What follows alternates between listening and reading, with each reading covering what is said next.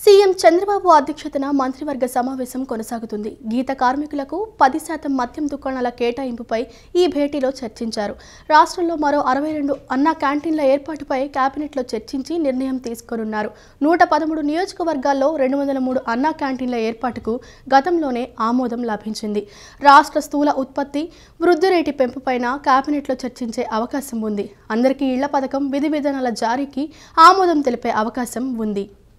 ముఖ్యమంత్రి చంద్రబాబు నాయుడు అధ్యక్షతన రాష్ట్ర మంత్రివర్గ సమావేశం కొనసాగుతోంది. ఈ సమావేశంలో పలు కీలక ప్రతిపాదనలపై చర్చలు జరిపి నిర్ణయం తీసుకోనున్నారు. గ్రామ వార్డు సచివాలయాల్లో ఉద్యోగుల రేషనలైజేషన్కు సంబంధించిన కేబినెట్ ముందుకు ప్రతిపాదన సచివాలయాల ద్వారా ప్రజలకు మెరుగైన సేవలు అందించాలన్న లక్ష్యంతో 1.27 లక్షల మంది సచివాలయం ఉద్యోగులను రేషనలైజేషన్ చేయాలని నిర్ణయం. ఒక సచివాలయంలో తక్కువ, మరో సచివాలయంలో ఎక్కువ మంది ఉద్యోగులు దీనితో ఎదురవుతున్న ఇబ్బందుల పరిష్కారానికి నిర్ణయం. వివిధ రంగాల్లో కొత్త పెట్టుబడులు, పలు సంస్థలకు భూముల కేటాయింపులపైన చర్చించనున్నారు. గీత కార్మికులకు 10% మద్యం షాపులు ప్రత్యేకించి కేటాయించడంపై చర్చలు జరిపి కేబినెట్ ఆమోదం తెలపనుంది. కాగా సీఎం చంద్రబాబు దావోస్ పర్యటనపైన మంత్రులతో విడిగా చర్చించే అవకాశం ఉంది. ముఖ్యంగా విశాఖ ఉక్కుకు ఉపశమనం కలిగేలా భారీ ప్యాకేజీ ప్రకటించడంతో కేంద్రానికి ఏపీ కేబినెట్ ధన్యవాదాలు తెలపనుంది. తీవ్ర ఆర్థిక కష్టాలు ఎదుర్కొంటూ ప్రైవేటీకరణ కత్తి వేలాడుతున్న విశాఖ స్టీల్ ప్లాంట్కు ఇది శుభవార్త. సీఎం చంద్రబాబు ప్రయత్నాలకు ఫలితం లభిస్తోంది. ఉక్కు కర్మాగారానికి ఊపిరి పోసేలా భారీ ఆర్థిక సాయం చేసేందుకు కేంద్రం ముందుకొచ్చింది. విశాఖ ఉక్కుకు 11,500 కోట్ల రూపాయల ప్యాకేజీ ఇవ్వడానికి కేంద్రం అంగీకరించినట్లు తెలిసింది. ఆర్థిక వ్యవహారాల కేబినెట్ కమిటీ చేసిన ఈ ప్రతిపాదనకు కేంద్ర మంత్రివర్గం గురువారం సూత్రప్రాయంగా అంగీకరించినట్లు అధికార వర్గాలు తెలియజేశాయి.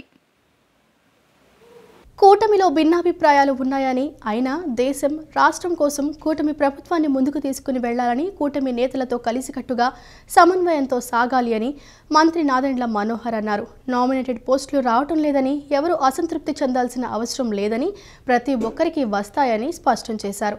జనసేన నాయకులు, కార్యకర్తలు ఓపిక, సహనంతో ఉండి పవన్ కళ్యాణ్ ఆదేశాలను ప్రజల్లోకి తీసుకువెళ్లాలని సూచించారు.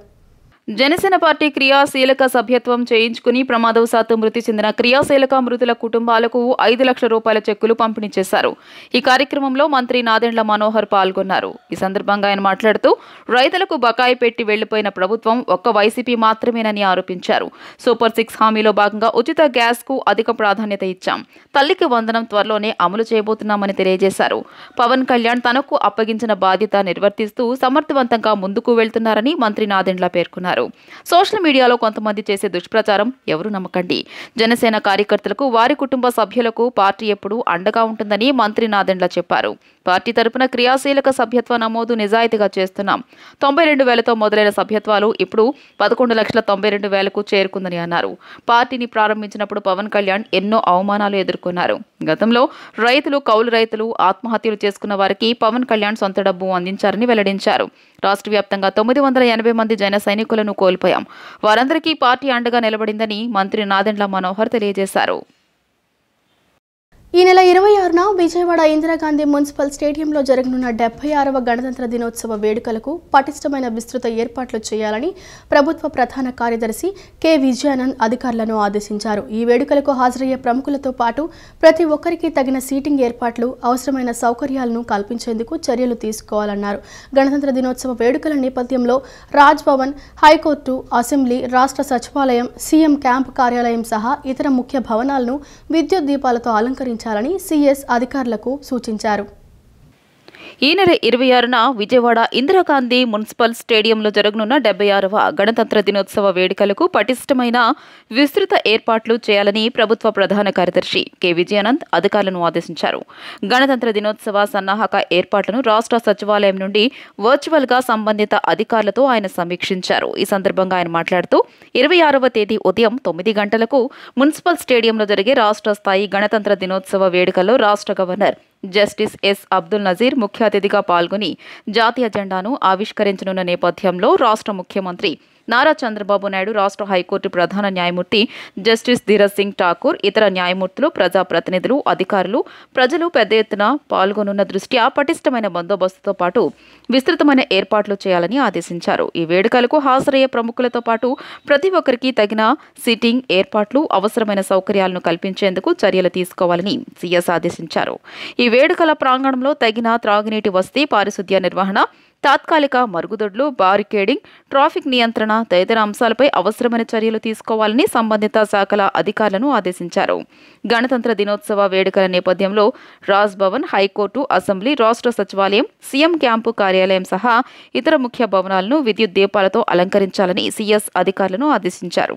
ఈసారి గణతంత్ర దినోత్సవం ఆదివారం వచ్చినందున ఈ వేడుకలకు పాఠశాల పిల్లలను తరలించే అంశంపై విద్యాశాఖ అధికారులు, విజయవాడ జిల్లా కలెక్టర్ ప్రత్యేక శ్రద్ధ చూపాలని ఆదేశించారు. వివిధ శాఖల వారీగా చేయాల్సిన ఏర్పాట్లపై అధికారులతో చర్చించి తగు సూచనలు, ఆదేశాలు జారీ చేశారు.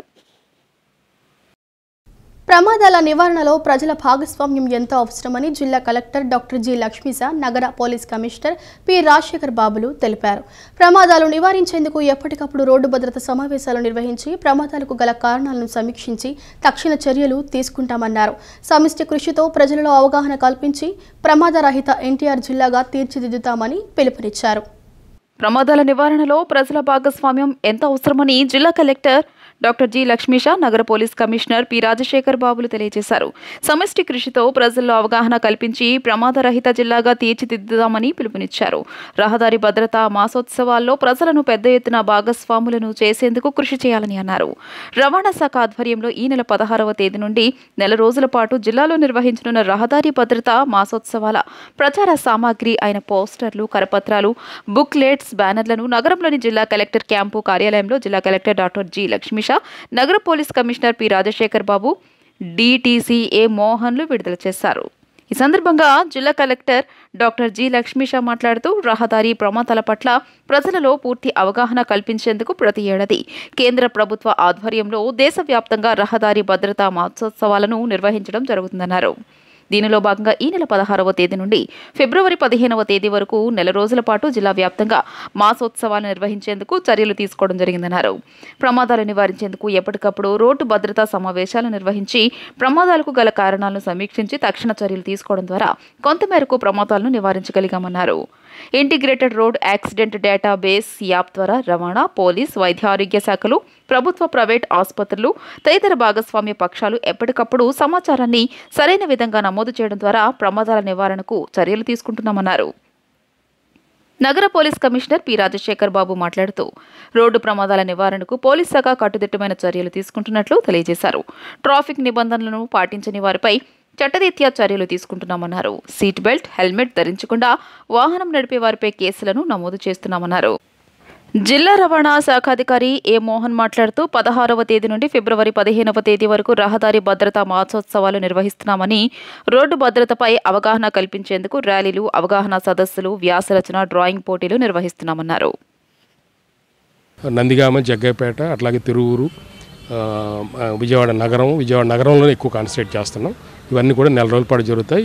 అన్ని కార్యక్రమాలకి ప్రజలందరూ సహకరించి ఇప్పుడు మన హైకోర్టు కూడా పబ్లిక్ ఇంట్రెస్ట్ లిటిగేషన్లో, సుప్రీంకోర్టు కూడా అధికారులు ఎక్కువ ఎన్ఫోర్స్మెంట్ చేయడం వల్ల అసలు విజయవాడ నగరంలో హెల్మెట్స్ యొక్క లక్ష్యాన్ని పూర్తిగా నెరవేరట్లేదని చెప్పి పోయిన నెల 28వ తారీఖు ఆదేశాలు ఇచ్చింది. మరి పోలీస్ అధికారులు, రవాణా శాఖ అధికారులు చేసిన వల్ల గత 10వ తారీఖు కూడా హైకోర్టు 30% వరకు విజయవాడ నగరంలో హెల్మెట్లు ధరిస్తున్నారని చెప్పి ఒక మంచి అబ్జర్వేషన్ చేసింది. దాన్ని 100% తీసుకురావడానికి ఈ యొక్క అవగాహన కార్యక్రమాలు పెడుతూ అలాగే ఎన్ఫోర్స్మెంట్ కూడా చేస్తూ అందరి యొక్క మన్ననలతో మనం రహదారి భద్రతను మన యొక్క రోడ్డు మీద ఎక్కిన తర్వాత జాగ్రత్తగా ఇంటికి వెళ్ళడానికి తీసుకోవాలని చర్యలందరికీ కూడా ప్రాపగండ చేయడానికి విజయవాడ నగర ప్రజలందరూ అట్లాగే ఎన్టీఆర్ జిల్లా ప్రజలందరూ రవాణా శాఖ, పోలీస్ శాఖ సహకరించవలసిందిగా మీ ద్వారా సంక్రాంతి పండుగకు దాదాపు 30వ వంతు నగర ప్రజలు పల్లెలకు వెళ్లారు. కుటుంబ సభ్యులతో సంతోషంగా పండుగ జరుపుకొని తిరిగి నగర బాట పట్టారు. దీంతో విజయవాడ, హైదరాబాద్ రహదారిలో వాహనాల రద్దీ విపరీతంగా పెరిగింది. చిట్యాలలో మదర్ డైరీ సమీపంలో జాతీయ రహదారిపై రైల్వే అండర్ పాస్ కింద లారీ చిక్కుకుంది. దీంతో రోడ్లపై వందలాదిగా కార్లు, లారీలు నిలిచిపోయాయి. సంక్రాంతి పండుగ సెలవులకు సొంతూర్లకు వచ్చిన ప్రజలు తిరిగి నగర బాట పట్టారు. సొంతూర్లలో పండుగ వేడుకల్లో ఉత్సాహంగా పాల్గొన్న వారంతా తిరిగి హైదరాబాద్ బాట పట్టారు. హైదరాబాద్లో ఉంటున్న ఏపీకి చెందిన వారంతా సంక్రాంతి పండుగకు తరలివచ్చారు. పండుగ అనంతరం తిరిగి హైదరాబాద్కు బయలుదేరి వెళ్తున్నారు. దీంతో విజయవాడ హైదరాబాద్ జాతీయ రహదారిపై వాహనాలు బార్లు తీరుతున్నాయి. కార్లు, బైకులు, ఇతర వాహనాలపై తరలి వెళ్తున్నారు. కంచిగచర్ల మండలం కీసర టోల్గేట్ వద్ద వాహనాలు ఒక్కొక్కటిగా హైదరాబాద్ వైపు వెళ్తున్నాయి. నందిగామలోని జంక్షన్ వద్ద వెహికల్ అండర్ పాస్ వంతెనకు అనుసంధానంగా రహదారులు నిర్మిస్తున్నారు. ఈ ప్రాంతంలో నిర్మాణ పనుల వలన సర్వీస్ రోడ్ నుంచి హైదరాబాద్ వైపు వాహనాలు పంపిస్తున్నారు. సర్వీస్ రోడ్ మొత్తం గుంతలు పడి అధ్వానంగా ఉండడంతో వాహనాలు వెళ్లేందుకు ఇబ్బందికరంగా ఉంది. దీనివల్ల కార్లు ముందుకు వెళ్లడం కష్టంగా ఉంది. ఒకదాని తర్వాత ఒకటి వరుసగా తరలి వెళ్తున్నాయి. సంక్రాంతి పండుగ సందర్భంగా తిరుగు ప్రయాణికుల రద్దీతో విజయవాడ రైల్వే స్టేషన్ కిటకిటలాడుతోంది. విజయవాడ నుంచి వివిధ ప్రాంతాలకు వెళ్లేవారు బంధువుల ఇళ్ల నుంచి నగరానికి తిరిగి వచ్చేవారితో సందడిగా మారింది. ప్రయాణికుల రద్దీ దృష్ట్యా రైల్వే అధికారులు ప్రత్యేక ఏర్పాట్లు చేశారు. విజయవాడ రైల్వే స్టేషన్ కు సంక్రాంతి తాకిడి తగిలింది. పండుగకు ఇక్కడ నుండి వివిధ రాష్ట్రాలు, ప్రాంతాలకు తరలి వెళ్లే ప్రయాణికులు కొందరైతే ఎక్కడెక్కడి నుండో వచ్చేవారు మరికొందరు. ప్రయాణికుల రాకపోకలతో బెజవాడ రైల్వే స్టేషన్ రద్దీగా మారింది. సంక్రాంతి పండుగ ముగియడంతో నివాస ప్రాంతాలకు ప్రజలు తరలి వెళ్తున్నారు. పండుగకు స్వస్థలాలకు మరియు బంధువుల ఇళ్లకు వెళ్లిన వారు తిరుగు పయనమయ్యారు. ఈ నేపథ్యంలో విజయవాడ రైల్వే స్టేషన్ ప్రాంగణమంతా ప్రయాణికులతో సందడిగా మారింది. కొంతమంది ముందుగానే రిజర్వేషన్లు చేయించుకోగా మరికొంతమంది సమయం లేక సాధారణ ప్రయాణాన్ని ఎంచుకుంటున్నారు. అయితే సుదూర ప్రాంతాలకు వెళ్లేవారు సీట్లు దొరక్క కొంచెం ఇబ్బందులు పడాల్సి వస్తుంది. విజయవాడ స్టేషన్ ప్లాట్ఫామ్లన్నీ ప్రయాణికులతో కిటకిటలాడుతున్నాయి. రిజర్వేషన్ బోగీలు కూడా రెట్టింపు ప్రయాణికులతో నిండిపోతున్నాయి. ఈ సందర్భంగా పలువురు ప్రయాణికులు మాట్లాడుతూ సంక్రాంతి పండుగను కుటుంబ సభ్యులు, బంధువుల మధ్య సంతోషంగా జరుపుకున్నట్లు తెలియజేశారు. సెలవులు ముగియడంతో తిరిగి నివాస స్థలాలకు వెళ్తున్నామని, కొన్ని సమయాల్లో రిజర్వేషన్లు దొరక్క ఇబ్బందులు పడాల్సి వస్తుందన్నారు. బందరు పోర్టు, ఫిషింగ్ హార్బర్ అభివృద్ధి పనులు వేగవంతంగా గావించాలని రాష్ట్ర గనులు, భూగర్భ వనరులు, ఎక్సైజ్ శాఖ మంత్రి కొల్లు రవీంద్ర ఆదేశించారు. పారిశ్రామికంగా అభివృద్ధి చెందే అవకాశం ఉన్నందున ఇప్పటి నుంచే ఈ ప్రాంతంలో రానున్న పరిశ్రమలు, వాటి వల్ల లభించే ఉపాధి తదితర అంశాలపై దృష్టి సారించి అందుకు అవసరమైన మౌలిక సదుపాయాల కల్పన వంటి చర్యలు తీసుకోవాలన్నారు.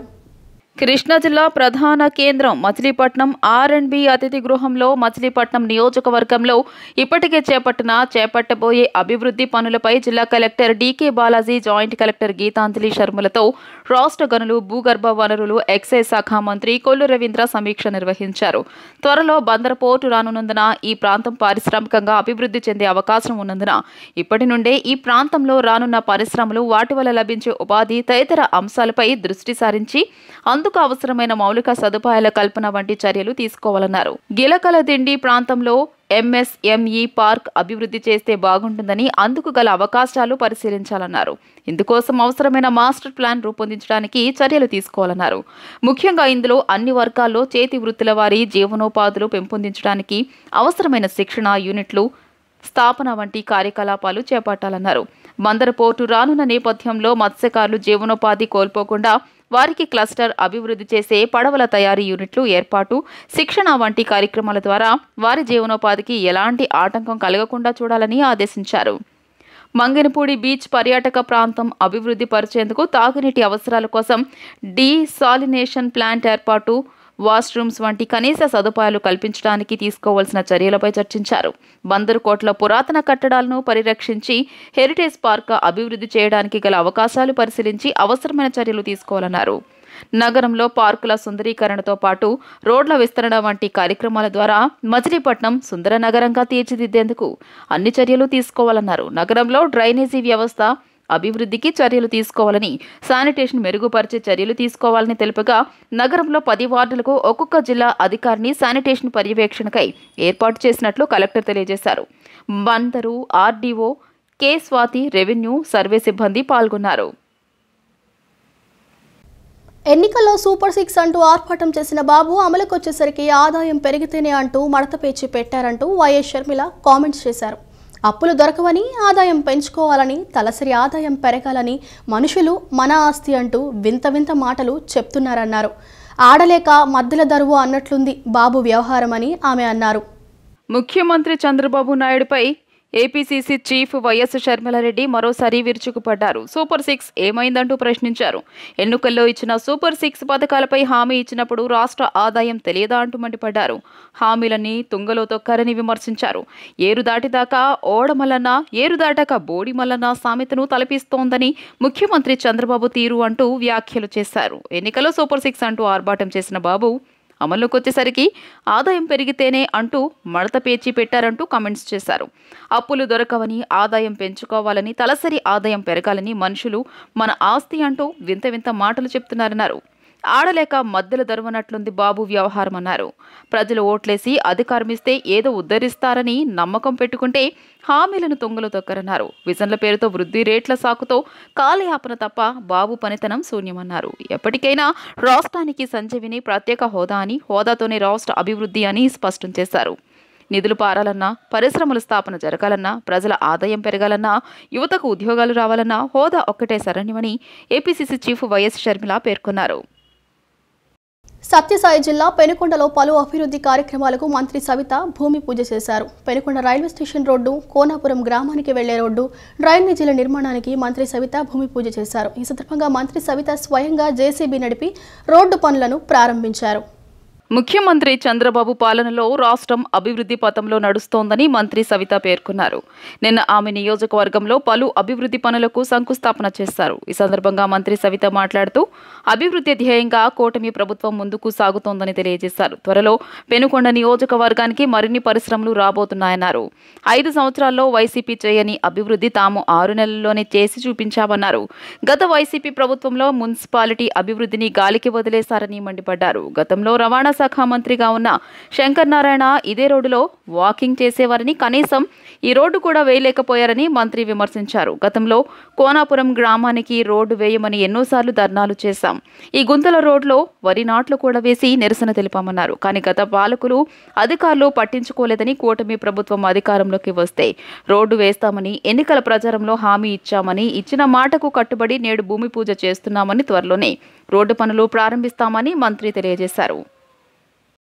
త్రిపురనేని రామస్వామి స్ఫూర్తితో తెలుగు జాతి అభ్యున్నతికి కృషి చేయాలని ఆప్ కోఆర్డినేటర్ ఎన్ మహేశ్వరరావు అన్నారు. టీడీపీ, జనసేనలో బీజేపీతో కలవడం సరికాదన్నారు. రామస్వామి స్ఫూర్తితో దళితులు, రైతులు, ముస్లింలు కలిసి మనువాద భాజపాని ఎదుర్కోవాలని పేర్కొన్నారు. త్రిపురనేని రామస్వామి స్ఫూర్తితో దళితులు, రైతులు, ముస్లింలు అందరూ కలిసి మనువాద బీజేపీని ఎదుర్కోవాల్సిన అవసరం ఉందని, దానికోసం కార్యాచరణ రూపొందించాలని పలువురు నాయకులు పిలుపునిచ్చారు. గురువారం గాంధీనగర్లోని ప్రెస్ క్లబ్లో త్రిపురనేని రామస్వామి వర్ధంతి సందర్భంగా Aam Aadmi party zonal coordinator నేతి మహేశ్వరరావు అధ్యక్షతన సభ నిర్వహించారు. ముందుగా రామస్వామి చిత్రపటానికి పూలమాలలు వేసి నివాళులు అర్పించారు. ఈ సందర్భంగా నేతి మహేశ్వరరావు మాట్లాడుతూ రామస్వామి స్ఫూర్తితో క్షుద్ర కులాలన్నీ కులతత్వం వదిలి తెలుగు జాతి అభ్యున్నతి కోసం పనిచేయాలని పిలుపునిచ్చారు. మద్దతు ధర కోసం ఉద్యమిస్తున్న పంజాబ్ రైతులను ఖాళిస్తాన్ ఉగ్రవాదులు అని, ఈ దేశ మూలవాసులైన ముస్లిం సోదరులను ఉగ్రవాదులు అంటూ రైతులను కులాల వారీగా విడగొడుతూ విభజించు పాలించు సిద్ధాంతాన్ని అర్థం చేసుకుని శూద్రులందరూ ఏకతాటిపైకి రావాలన్నదే తన ముఖ్య ఉద్దేశమన్నారు. ఒక శూద్రుడైన అనంత శ్రీరామ్తో ఇంకో శూద్రుడైన అన్న నందమూరి తారక రామారావును, అలాగే కొండవీటి వెంకటరమణ వీళ్ళందరికీ స్ఫూర్తిదాయమైన రామస్వామి వంటి వారిని తిట్టించే కార్యక్రమమే మొన్న జరిగిన హిందూ మహాసభ అని అర్థం చేసుకోవాల్సి వస్తుందన్నారు. రాష్ట్రంలో టీడీపీ, జనసేన, వైసీపీ అధ్యక్షులు కూడా ఒకప్పటి శూద్రులే. అలాంటి వారు మనల్ని వివక్షగా చూసిన మనువాదాన్ని తీసుకురాబోతున్నారన్నారు. బీజేపీతో ప్రత్యక్షంగా పరోక్షంగా అంటకాగడం సిగ్గుచేటన్నారు. బీజేపీ కావాలంటే దేశాన్ని ఏకతగా ఉంచే విధానం చూసుకోవాలి, కానీ నిరంతరం హిందూ మతాన్ని బలహీనపరిచే చర్యలు మీరు చేస్తూ ఉన్నారు. ఒకవైపు రైతుల్ని ఖలిస్తాన్ ఉగ్రవాదులతో పోలిస్తే హిందూ మతానికి రైతులను దూరం చేసినట్లే, అలాగే దళితుల మధ్య గొడవలు పెట్టితే దళితులను హిందూ మతానికి దూరం చేసినట్లే, అలాగే బీసీలను మళ్ళీ విడగొట్టే విధానం చూసుకుంటా ఉంటే ఇవన్నీ కూడా శూద్ర కులాలు, శ్రామిక వర్గాలు తెలుసుకున్న నాడు బలహీనపడేది హిందూ మతమే. కాబట్టి ఇప్పటికైనా ప్రజాస్వామ్యవాదులందరూ కూడా ఈ బీజేపీ చర్యలను లోతుగా పరిశీలించి అర్థం చేసుకొని ఈ కుట్రలను కానీ మనం గమనించగలిగితే రాష్ట్రంలో కులతత్వం పోయి జాతి, తెలుగు జాతి అన్న భావం వచ్చినప్పుడు ఈ రోజున నిన్నగాక మొన్న జరిగినటువంటి హైందవ శంకారావంలో అనంత్ గారు రేకెత్తించినటువంటి విషయాలు ఈ కృష్ణా జిల్లా స్వాతంత్ర సమరయోధుల్ని అవమానపరిచినట్లుగా భావించడం జరుగుతుంది. కాబట్టి వారి యొక్క తత్వాన్ని ఈ రోజున తెలుసుకుంటే అటువంటి పరిస్థితులు రావు అని చెప్పేసి అది ఒక తెలుసుకోవాల్సిన బాధ్యత అనంతరాంపై ఉందని చెప్పేసి కూడా ఈ సభాపూర్వకంగా వారికి తెలియజేస్తున్నాం. చనిపోయిన తర్వాత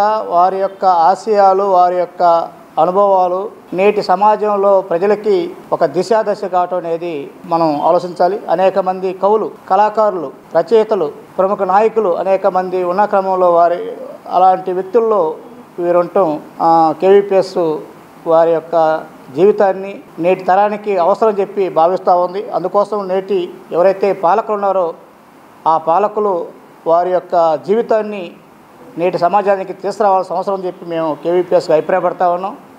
ఈ కార్యక్రమానికి రూపకల్పన చేసినటువంటి ఆమ్ ఆద్మీ కోఆర్డినేటర్ నేతి మహేశ్వరరావు గారు అలాంటి బాధ్యత తీసుకొని ఈ నగరం కావచ్చు, ఈ రాష్ట్రంలో కావచ్చు అన్ని రకాల ప్రజల్ని సమీకరించి వారి ఆశయాల్ని ముందు తీసుకెళ్ళడం కోసం ప్రయత్నం చేయాలని చెప్పి కోరుతా ఉన్నాం. ఈ వార్తలు ఇంతటితో సమాప్తం. నమస్కారం.